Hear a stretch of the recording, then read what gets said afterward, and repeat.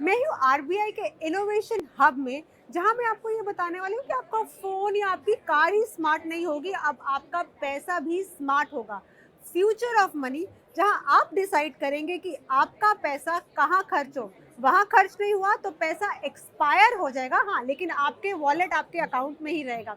Simple example के तौर पे आपने अपने बच्चे को पॉकेट मनी दी, या आपने अपने बच्चे को कुछ पैसे दिए ये कहते हुए कि वो सिर्फ और सिर्फ ये जो पैसे हैं ये सिर्फ किताबों के ऊपर ही खर्च कर सकता है। तो इसका सल्यूशन है सीबीडीसी।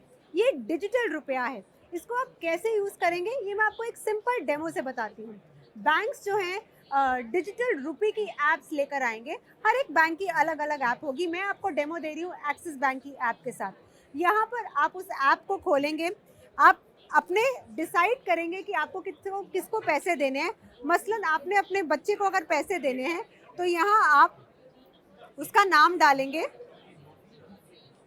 वेरीफाई करेंगे। अब इस सीबीडीसी में कैटेगरीज हैं। मसलन आप मेडिकल के लिए खर्च करना चाहते हैं, एजुकेशन के लिए खर्च करना चाहते हैं, केक की दुकान पर जाकर खर्च करना चाहते हैं। यहाँ बात किताबों की हो रही है तो कैटेगरी जो है आप चुनेंगे एजुकेशन एंड चैरिटी। उसके बाद अब आप कौन से एरिया में वो पैसे स्पेंड करना चाहते हैं। मसलन अगर आप पंजाब में रहते हैं तो आप चाहते हैं कि आपका वो जो पैसा है, आपका जो करेंसी है वो सिर्फ पंजाब में ही खर्च हो, तो यहाँ आप एरिया चुनेंगे। मैं इस समय मुंबई में हूँ, मैंने यहाँ पे महाराष्ट्र चुना।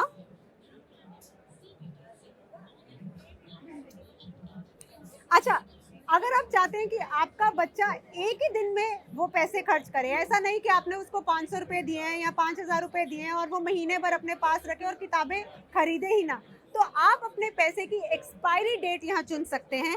मसलन मैंने एक दिन का उसको टाइम दिया, 24 घंटे मैंने पैसे की एक्सपायरी लगाई और मैंने लिखा कि ये जो कमेंट्स में कि ये जो पैसे हैं ये सिर्फ और सिर्फ किताबों के लिए हैं या स्टेशनरी आइटम्स के लिए हैं।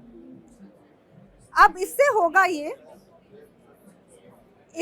ये कि जब बच्चा जो है उस दुकान पे गया, मसलन आपने तो उसको पैसे दे दिए, लेकिन अब वो मान लीजिए वो पैसे खर्च करने के लिए किसी क्लब में चला गया।